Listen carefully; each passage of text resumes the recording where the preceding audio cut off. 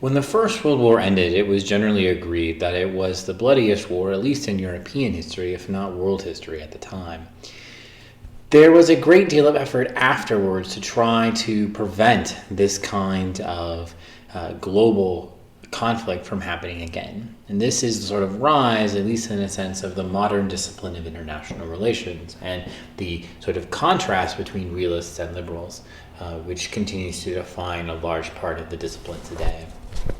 This mini lecture is going to address the efforts by liberal idealists to end global conflict, to try to give meaning to the epithet that was often used for the First World War, which was the war to end all wars, and to try to discuss why the particular mechanism that was designed to prevent future conflicts, the League of Nations, ultimately failed as a mechanism of collective security. I will provide a warning again as well that the concept of collective security, in my experience, is one that students have a very hard time grasping, and it's important that you be forewarned about the difficulty of this concept and understand that understanding collective security means distinguishing it from related concepts like the balance of power, which are distinct and separate, although there are elements that perhaps overlap. We'll review collective security in this discussion, but ultimately the core of what we'll discuss today is why collective security as envisioned in the League of Nations failed. We'll talk about other failures of collective security later in the course. There are a couple of learning objectives that you will deal with.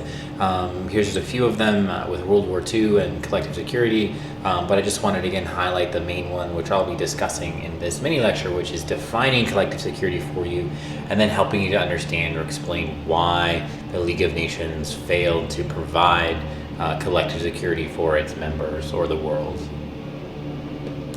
So, what did liberal idealists do to end war as a means of statecraft? This is essentially the question of the rise of sort of modern international relations, where you have a world that is dominated by realists. That leads to this horrible conflict, the First World War.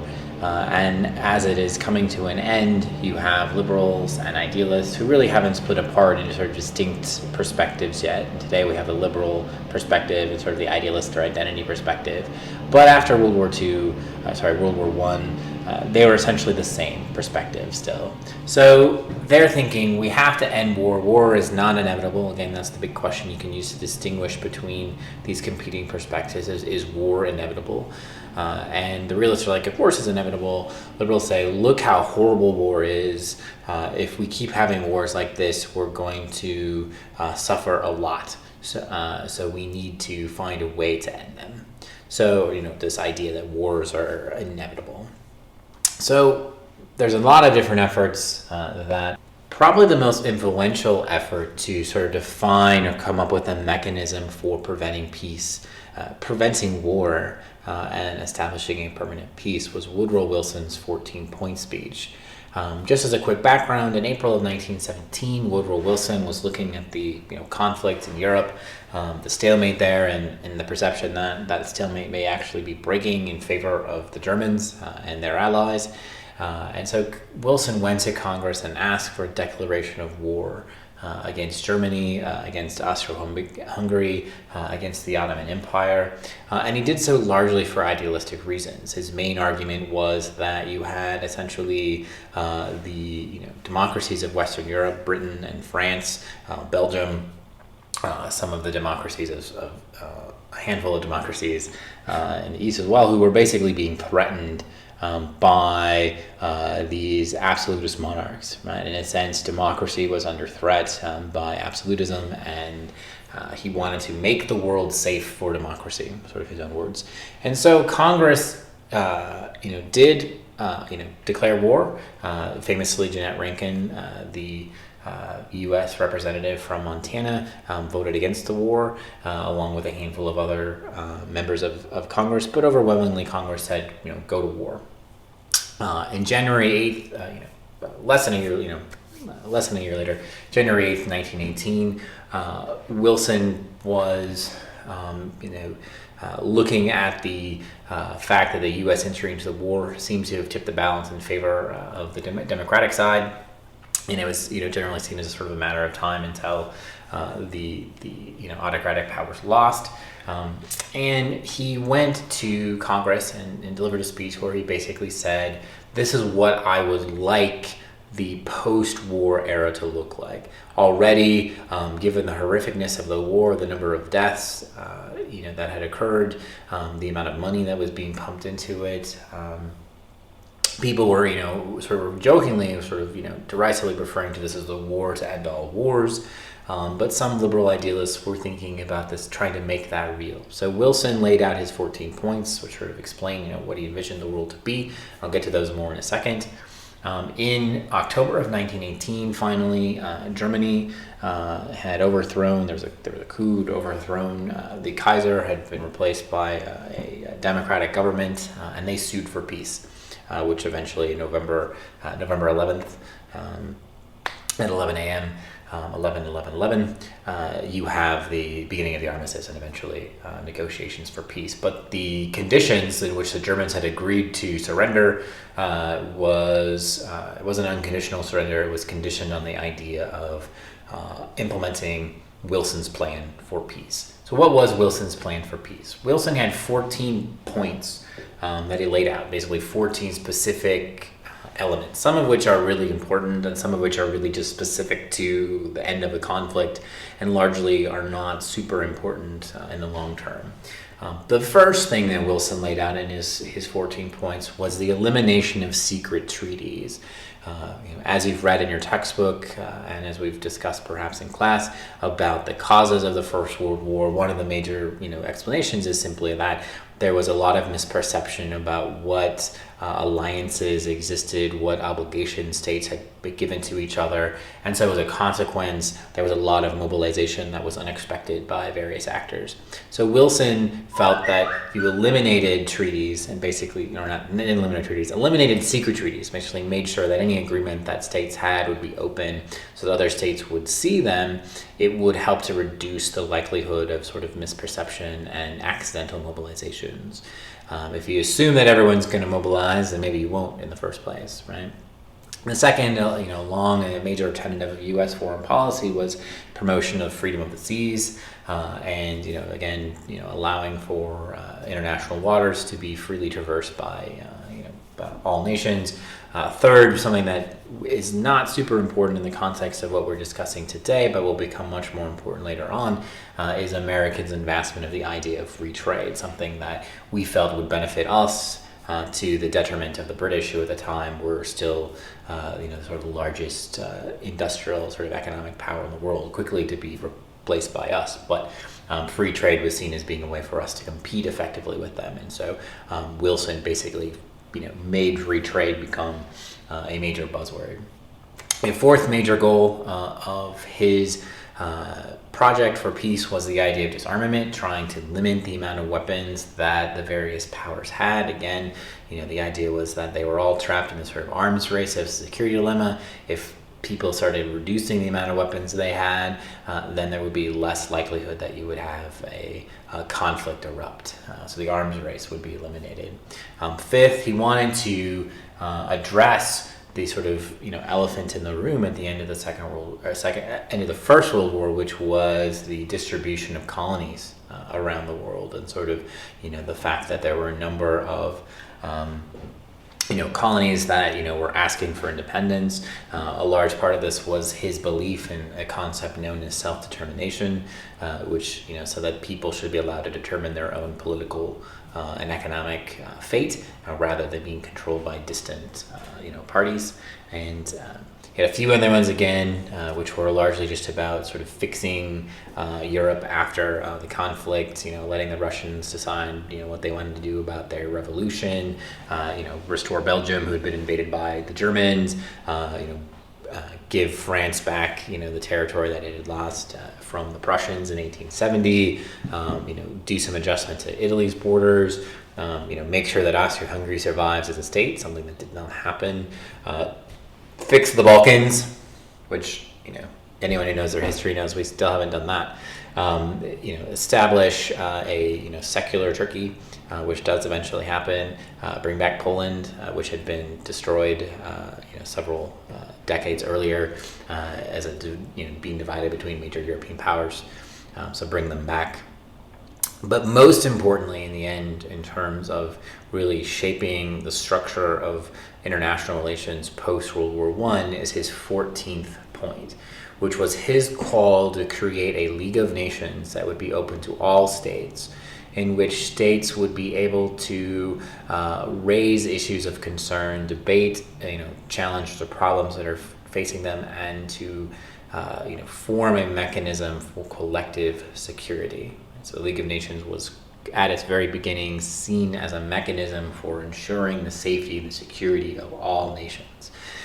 Did it work? Not work? Again, we'll look at that question here in just a moment. So the League of Nations is basically the beginnings of a true liberal institution for a post-war world. The idea is that war is bad, we need to avoid it. In order to prevent that, to provide security, it's a common good. We need to have an institution international institution that will govern and will provide this particular good. And so that's what the League of Nations is all about. The League was governed by a covenant that was based on three major principles. The first was the idea of unanimity. So every nation would have a veto. You had to agree, everybody had to agree in order to do something. And this was predicated on the idea that, again, all members should be equal. Big states, small states, powerful states, weak states, didn't matter. All states should be equal in this new post-war world. And so in order for the League to make decisions, it had to reach those decisions on the basis of everyone agreeing. This proves to be really problematic, which we'll talk about more here in a second. The second major principle of the League of Nations Covenant was the idea of collective security. It imposes upon all of its members an expectation that, one, they won't attack each other. They sort of essentially agree, that they're going to be peaceful towards one another. But it also says that only the League, acting on the basis of unanimity, can authorize the use of military force against other states. And the assumption here is that basically if someone attacks a member of the League would then authorize all of its members to use force against the attacker in defense of the victim. Right? So it's an idea of collective security. It's a defense pact, a common defense pact. If one member is attacked, everyone's attacked, and they respond. It's a mechanism of providing this sort of collective security. But it was also predicated on the basis that the League should strive to use military force as little as possible. And so as a consequence, there's really a focus on the minimal use of military force. Okay, the chief goal, the chief mechanisms that the League proposed for dealing with violations of its rules by its members was just simply things like economic sanctions. Military force was something that was very, very, very far away and distant in that context. The League had three principal organs or institutions, sort of formal institutions that governed its behavior. There was an assembly that was made up of all of states, to debate and to try to govern. There was a council, which was made up of 4 permanent members, which were the largest states, and then several others who rotated out. And the council was responsible for authorizing the use of military force or to authorize the use of economic sanctions.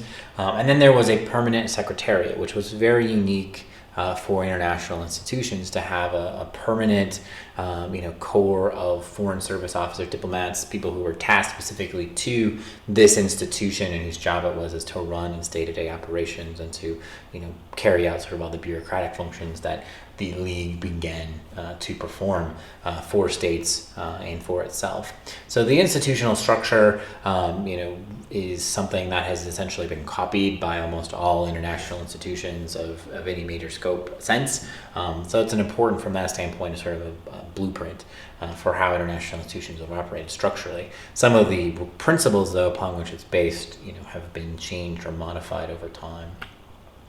Again, to refresh our memory about the idea for collective security, but then also to understand how the idea fit into Wilson's broader goals, we can return to this sort of set of slides where the idea of collective security is that you create an alliance, a sense, it doesn't have to be a formalized alliance, but you create an agreement that says, we're not going to use force against one another, and if anybody uses force against anyone within our arrangement, we will then provide them with assistance and defense. And so we can imagine this world with 5 countries, and we've got a collective security arrangement or an attempt to create a collective security arrangement. In this context, it's not working because the states inside the agreement are not as powerful as the states on the outside. And so the chief thing for collective security to work is that you have to have a majority of the world's power within the arrangement, convinced on the notion or dedicated to the notion of providing defense of those within the arrangement.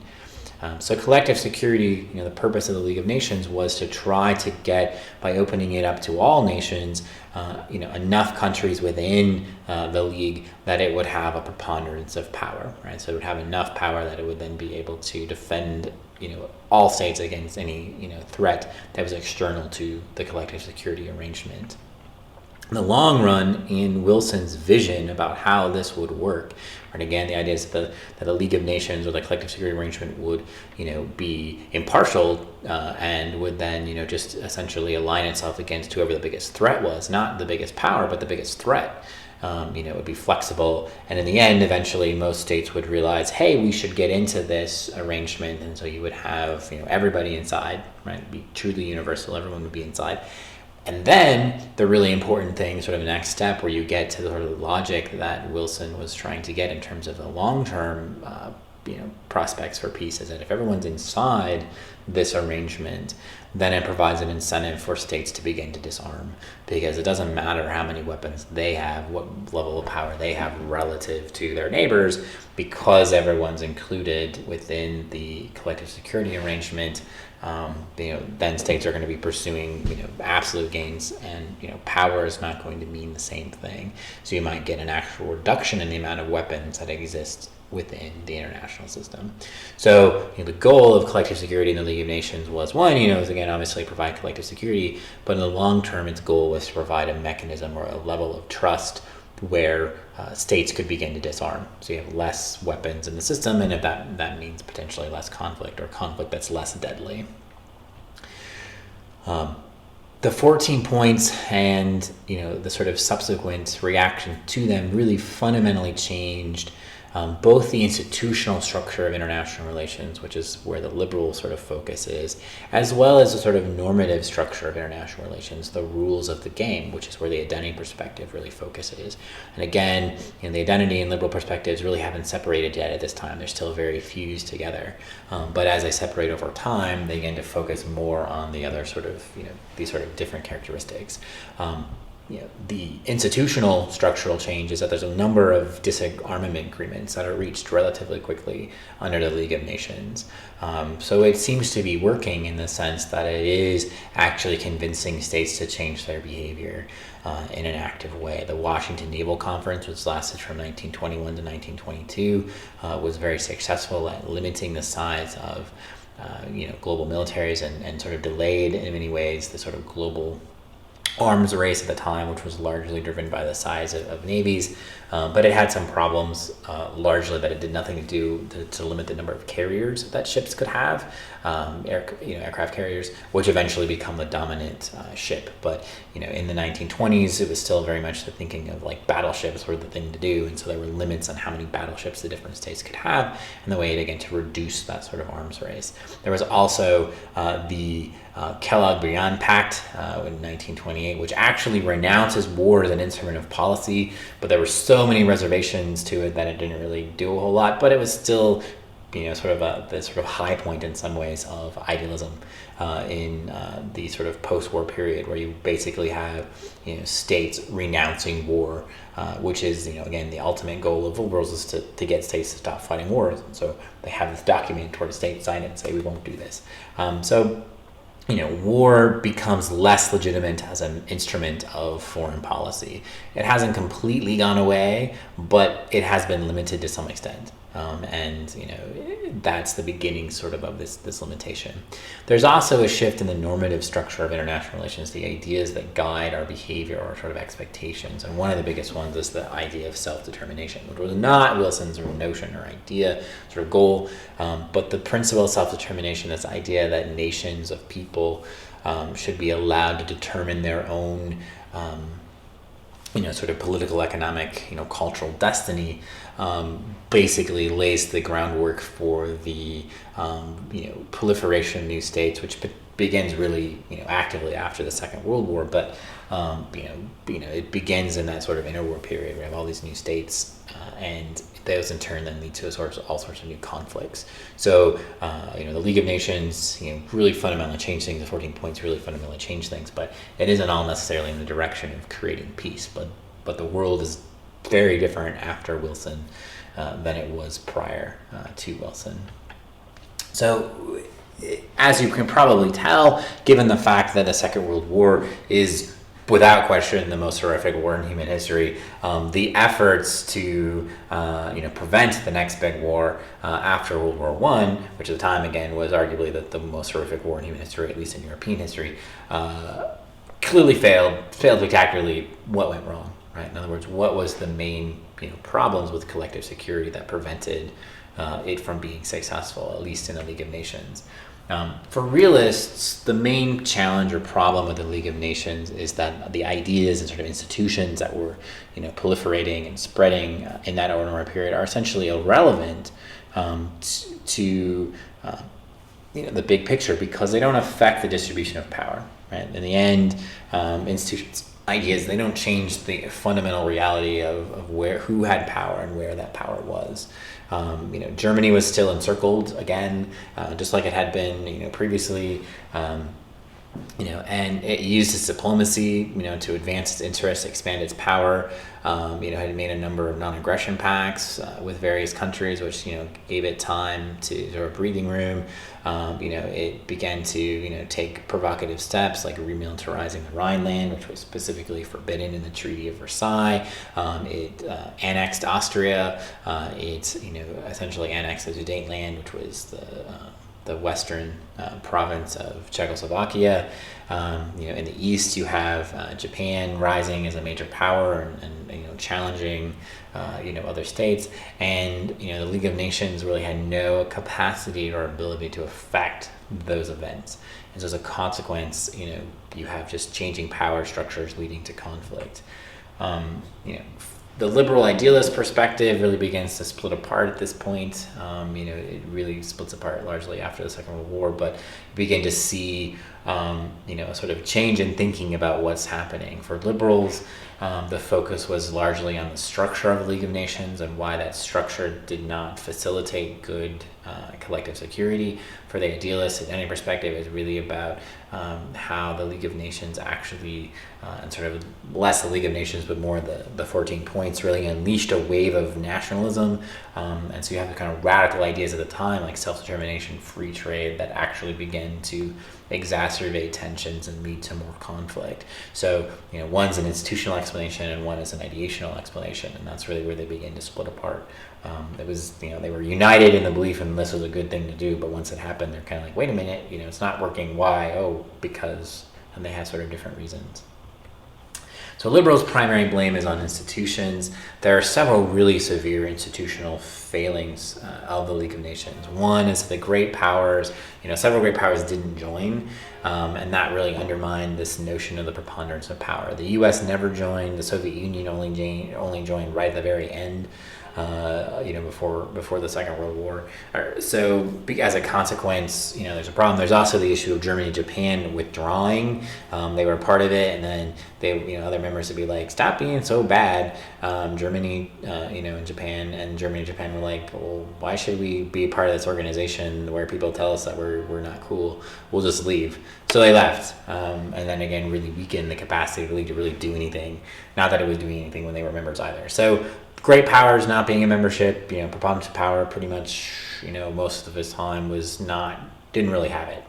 The second major, problem was the League's decisions were designed in a way that, didn't really protect the interests of states, and so states had a sort of incentive to say no to a lot of the decisions, or sort of as efforts were made to make decisions, states would kind of opt out because they were like, this isn't really in our natural interests. At the same time, states had an incentive to opt out. When states wanted to operate in terms of the security guarantees, they couldn't, because the states that were causing the problems were also then vetoing things, right? So again, before Japan and Germany withdrew, China, for example, had been trying to get the League of Nations to, condemn Japan for, invading Manchuria, which happened in 1932, and it didn't happen. Because Japan just vetoed any kind of condemnation of its actions, and eventually they just left because it didn't matter.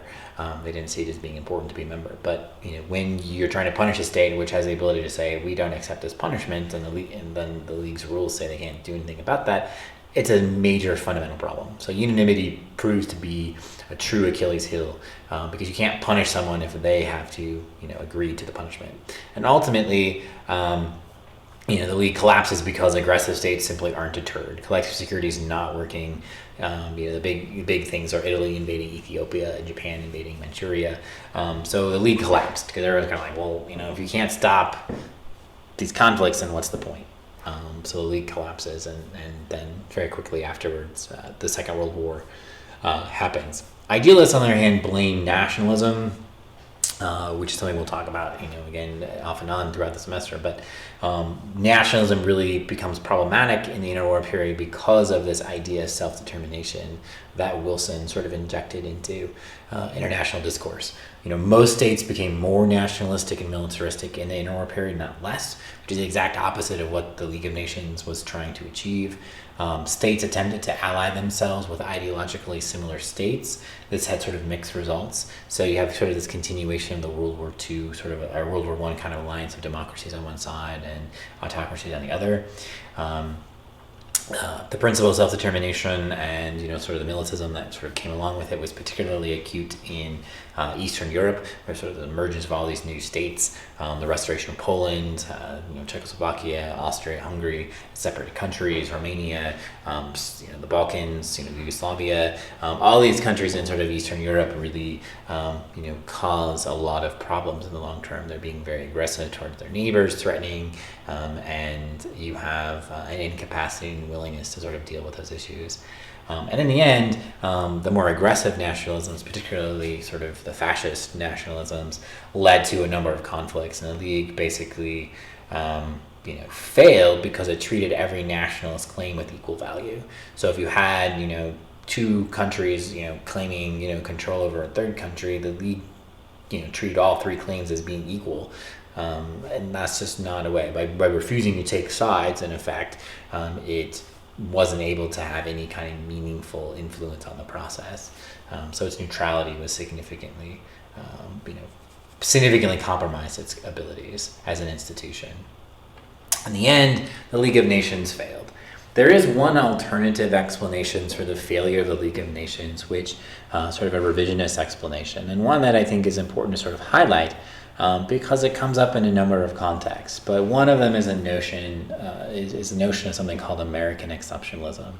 American Exceptionalism is an idea that can take several different forms. One version is simply that America is sort of unique, and there are a number of characteristics about America that that are sort of, not necessarily 100% unique, but are relatively unique in experience. And so as a consequence, we behave a little bit differently.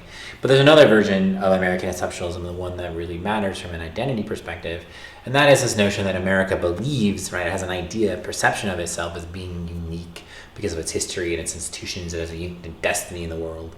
And this was an issue that came up in the presidential debate, sort of presidential election last year. It was like, well, does President Obama, think America is exceptional? Has he ever said America is exceptional? And it has a really loaded meaning for those who say the president doesn't sufficiently think that the United States is exceptional. On the other hand, the president says America is unique, and he's talking about it perhaps more in the, America being different than other countries, a version versus this kind of idealistic destiny version. But so there's a little bit of conflict there. But the argument is that American exceptionalism was sort of the attitude, belief in American American exceptionalism, a unique destiny. This is a manifest destiny, sort of in its sort of post-manifest destiny sort of stage, may have contributed to the failure of the League of Nations in a couple of key ways. So what is it that makes America unique? One of them is the idea that we have relatively broad voting rights, that we have strong protections for individual rights. There's multiculturalism. We're a nation of immigrants. We don't have any major class or cultural conflicts, at least compared to sort of the Europeans. There's no significant fascist or socialist parties, which often is an issue of conflict or source of conflict, again, in Europe. So, we look a little bit differently. And the argument here is that America's exceptionalism, or sort of belief in American exceptionalism, motivated America to act in ways that sort of ultimately undermined the success of the League of Nations, because we were the most powerful state in the international system after the First World War. And so by failing to act in a way that thought about the interests of the world rather than focusing on American interests, because we perceived ourselves to have this unique special destiny, we undermined the League, we undermined the sort of goals that Wilson had laid out, and as a consequence ended up, sort of creating the conditions under which the Second World War emerged. If we'd been more engaged, less isolationist, more like, oh, you silly Europeans and your little wars, we're going to stay out of it, things may have been different. So a lot of different explanations, potential explanations, but sort of interesting one that doesn't really get a lot of discussion in the United States, unfortunately, because of the sensitivity of the issue of American exceptionalism, sort of the issue of political correctness that sort of surrounds it, as well as sort of invoking of American nationalism, American patriotism, etc. So just something to be aware of. In the end, the League of Nations failed, and we ended up with the Second World War, and that will be sort of the main area of discussion moving forward.